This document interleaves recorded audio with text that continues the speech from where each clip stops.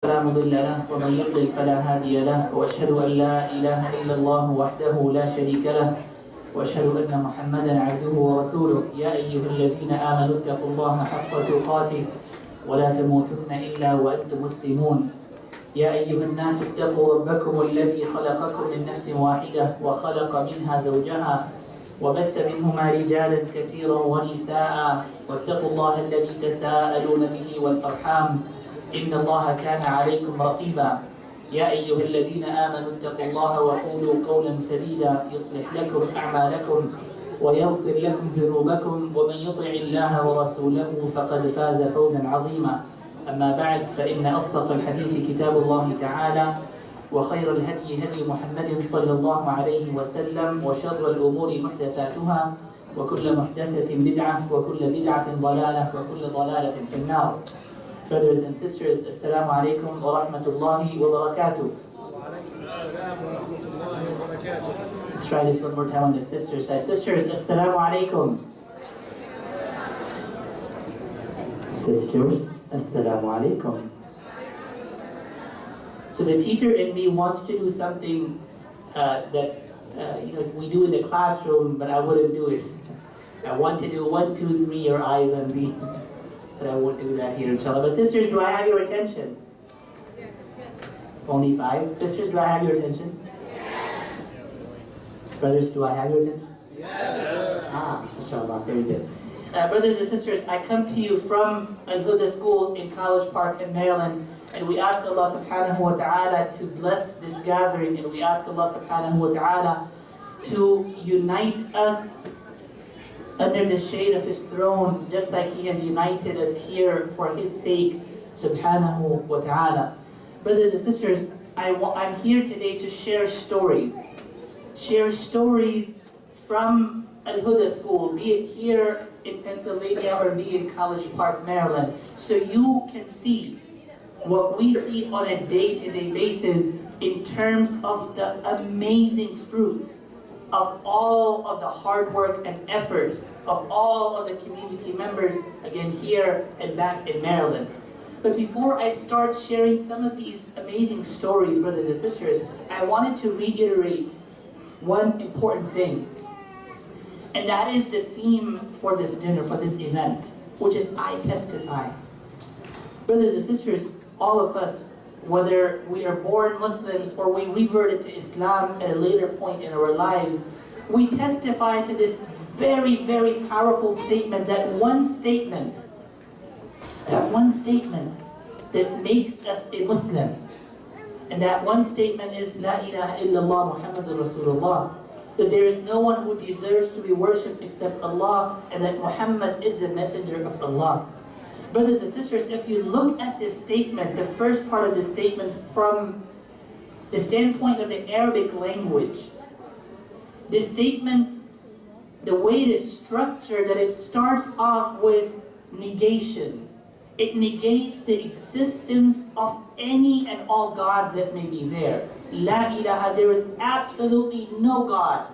And then comes an affirmation, illallah, except Allah. And when this statement is used in Arabic like this sentence structure, where there is a negation and then an affirmation, it means exclusivity. It means that there is absolutely no one who deserves to be worshipped but Allah. And brothers and sisters, this is the same sentiment, the same meaning that we repeat 17 times a day when we say what? What do we say, sister, 17 times a day? No. What do we say? We say, Iyyaka na'bud.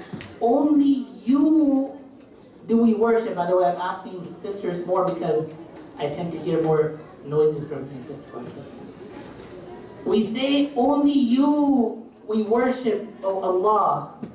Only you, O Allah, which means we don't worship anybody other than you.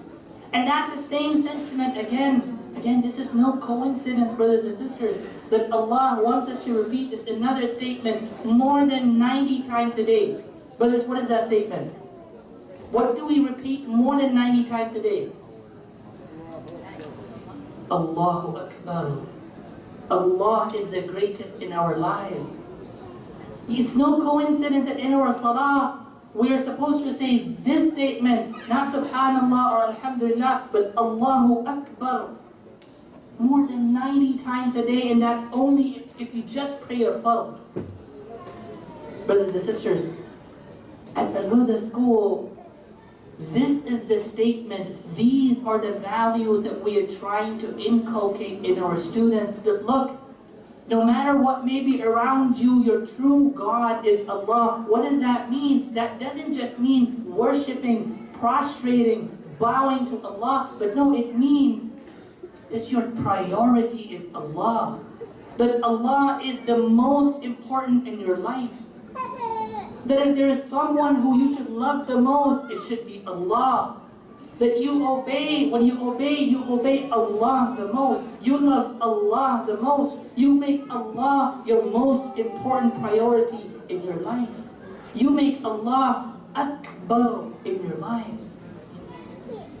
And that's what Allah Azza wa Jal, He teaches us in the Quran. He tells us, فَعْلَمْ, and know, have knowledge, that there is no one who deserves to be worshipped except Allah. And that's the knowledge we're trying to inculcate in our students. So brothers and sisters, when these children, when they grow up, and when they want to make a decision in their life, be it about their education, be it about their career, be it about their spouse, be it about their job, be it about their business, be it about whatever, where they're going to live, all of those decisions are rooted in La-ilah-IllaAllah. So that when they make these decisions, they make them according to what Allah would want them to do, what Allah would be pleased with. Brothers and sisters, you know, when our children, when they're growing up in this environment, Allah becomes their priority. Believe it or not, we testify to this every single day. What preoccupies their mind is Allah, believe it or not. You know, brothers and sisters, just last week, literally just last week, I was sitting in my office and I was doing my work when I heard a student outside my office. And you know, I want you to picture this. I'm sure you've seen children, you have children. You know, sometimes young children, they are kind of in their own world. You've seen that? They'll be in their world, well, they'll be, you know, hopping in the hallway, just skipping and just jumping and just in their own world. And at that time, when they're in their own world, what they're usually saying is stuff that their mind is preoccupied with.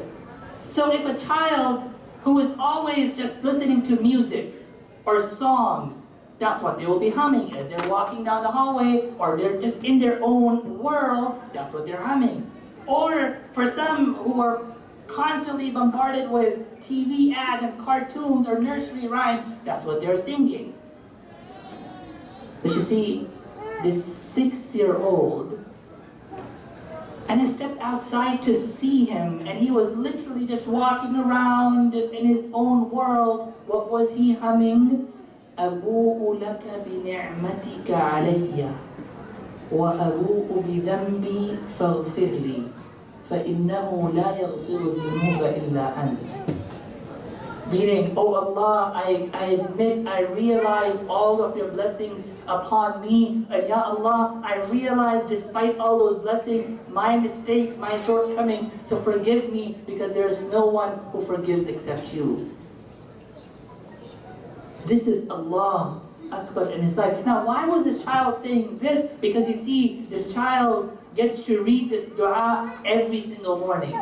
And that's one of the du'as, that's the Sayyidul Istighfar, the master of seeking forgiveness, the best du'a to seek forgiveness that the Rasul sallallahu alayhi wa sallam taught us. This is Allah as the first priority. This is when Allah is Akbar in your life. Another time, about a month ago, I walked into the area where we pray. And again, I repeat these stories from Al-Huda School in Maryland, but I'm sure the exact same types of stories happen in Al-Huda, Pennsylvania every day. So I walk into the place where we pray, the masjid area. 7:45 a.m., there's nobody there, it's dark. The lights are even off, people have gone after Fajr, the lights are off, it's dark. And as I'm walking in the masjid, I see a 10-year-old quietly, with full focus, huh, sisters and brothers? With full concentration in salah. And I watch him for a minute, and he's sitting in his last sitting. And he's very focused, he's not rushing, he calmly finishes his salah and gets up. As he's leaving, I say salam to him and I ask him, so what were you praying? And in my mind I'm thinking, maybe he didn't pray Fajr and he's making up his Salat al-Fajr a little late, but okay. But no, subhanallah. This child responds and he says, in a rush, I didn't pray the Sunnah before my Fajr. And that Sunnah before Fajr is better than the world and what's in it. I was just making up that Sunnah. And by the way, that's a hadith of Rasulullah that the 2 rak'ahs before Fajr are better than the world and what's in it.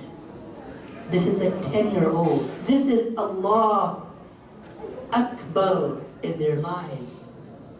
One time we saw a couple of high school students walking down the hallway. And I repeat, brothers and sisters, these kind of stories happen every day. And those 2 students, as they're walking down the hallway and they're engaged in a very intense conversation, intellectual, very detailed conversation. What was their conversation about? It wasn't about the Eagles quarterback, nor the Redskins quarterback. It wasn't about a basketball player or a movie star. No, they were discussing with full intensity about the importance of being sincere. Ikhlas. Ikhlas. That's what they're discussing in the hallway with each other. This is when Allah is Akbar in their lives. This is when they know that there is no one who deserves to be worshipped except Allah. One of our sisters, she walks in to a high school class where they have what they call as a study hall period. They have a period where they have a chance to study. And students take this opportunity. Some of them may study, some of them may catch up with their homework, some of them may be resting for a little bit, talking to somebody and so on. It's a free period to study. And in that classroom, she walks in with about 18 students. And there's pin drop silence in the class. Everybody's absolutely quiet, listening to 2 brothers who are reviewing the Quran with each other. They're reciting to each other to review their Quran. That's what they're doing during their free time. That's where you see Allah Akbar in their lives. Brothers and sisters, when these students go to a school like Al-Huda school, they know how to make their decisions. They know what would please Allah, because they know Allah is Akbar. And not only that, they know that Allah is capable of everything. He is the one who can make them successful. One time, and again, brothers and sisters, don't take this as something light. This is big. This is deep, as we say. A student comes to one of the teachers of Al-Huda school in Pennsylvania. And he comes and with a heavy heart and with a very sad look on his face, he breaks the news to his teacher that his parents cannot keep him at Al-Huda school anymore. Listen to this. And he has this feeling in his face where he feels helpless. He doesn't know what to do, and he shares this news with his teacher. And his teacher, who of course genuinely loves that child, and out of her genuine love for her child, she wants to inculcate in him, La-ilah-IllaAllah. There is no one who deserves to be worshipped except Allah. Nobody can truly help you but Allah. Nobody can take care of you but Allah. She tells him, After a brief conversation, son, just make dua. Make dua. And Allah will take care of the rest. You see, la-ilaaha-illaAllah. And the child smiles and says to the teacher, I'll do so. 3 years later, that child is still at Al-Huda school. That child made dua to Allah and Allah answered his dua. That child knew that Allah can take care of things. Allah can change the heart of his parents. Allah can provide for his parents to be able to afford their tuition. Allah can do everything. For Allah, it's a matter of kun fayakun, be and it is. That value is inculcated in that child's heart at a young age of 2nd or 3rd grade. That is Allahu Akbar. La-ilah-IllaAllah. La-ilah-IllaAllah. A similar story that happened back in Maryland. A child goes to Al-Huda school and the mom tells him, son, we can no longer afford to send you to Al-Huda school. And I'm going to have to pull you out to put you in public school. And you know what the child says? He says, Mom, but those teachers are not going to remind me to pray to Allah. They're not going to remind me to pray to Allah. Do you want me to forget Allah? And at that time, the parent, their heart breaks and they say, you know what, no, we're going to keep sending you to Al-Huda school and Allah will provide.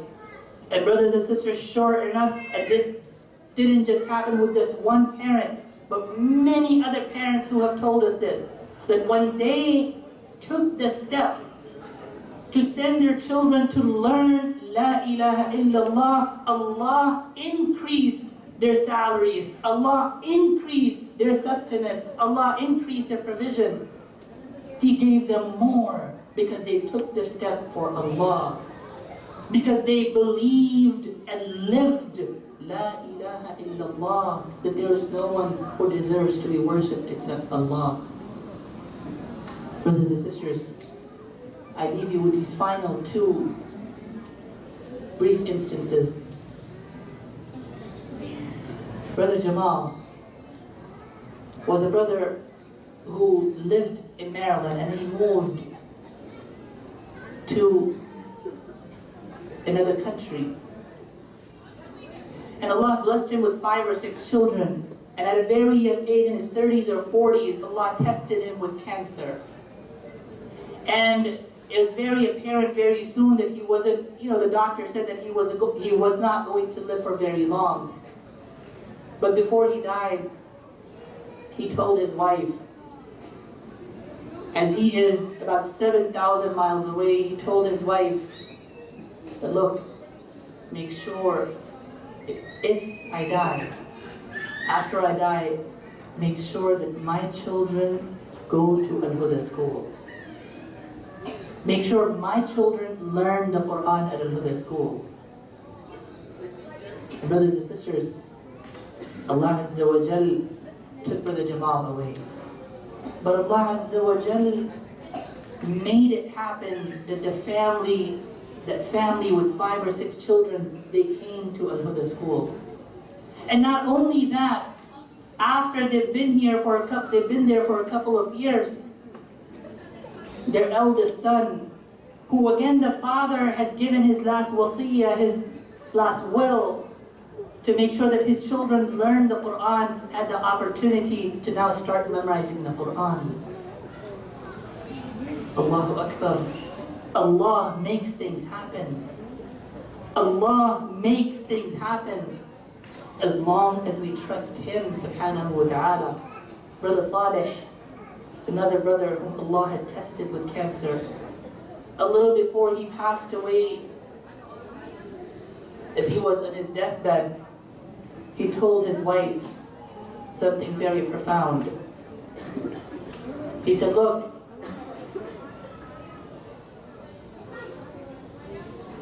the infrastructure that you may see, the physical stuff that you may see in front of you, may be very minimal.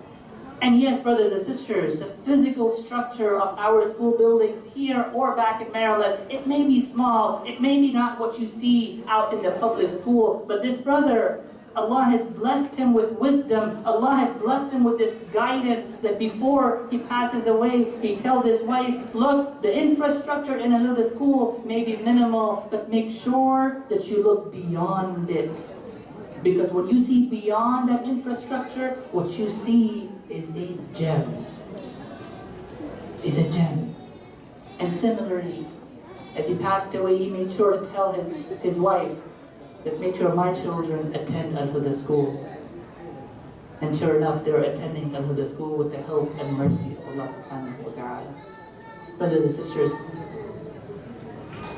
I leave you with the statement of one of the pious predecessors whose name was Al-A'mash. One time, he was one of the scholars and he was teaching hadith. And the people were sitting around him were young children like those who go to Al-Huda school. And he's a big scholar, so as some of the people were passing by him, they called him and they said, Ya A'mash, Ma ha'ula'i as-sibyani hawlak. He said, what are these kids around you? You are such a big scholar. You are a giant scholar of hadith. What are these kids doing around you? And he responded with a very profound statement, brothers and sisters, that applies until today for us living in Pennsylvania, in the United States, in the 21st century. He said, هؤلاء الذين يحفظون عليك دينك. These are the people, the one that you're calling kids, these are the people that will preserve your deen for you. They will preserve your deen for you. Brothers and sisters, you and I, we will leave this world the next few years, 20, 30, 40 years. These are the kids at Al-Huda school who will, inshallah, carry the banner of La-ilah-IllaAllah. They are the ones who will protect and preserve and share this beautiful deen with the people in the United States. Brothers and sisters, tonight, let us make sure that we internalize La-ilah-IllaAllah. That we internalize La-ilah-IllaAllah. And then we understand without the shadow of a doubt that when you do things for Allah, when you are mindful of Allah, Allah will take care of us. Allah will take care of us. Thank you so much for listening, brothers and sisters. Jazakumullahu khairan. Subhanak Allahumma wa bihamdik. Ashhadu an la ilaha illa ant. Astaghfiruka wa atubu ilayk. Wassalamu alaikum wa rahmatullahi wa barakatuh.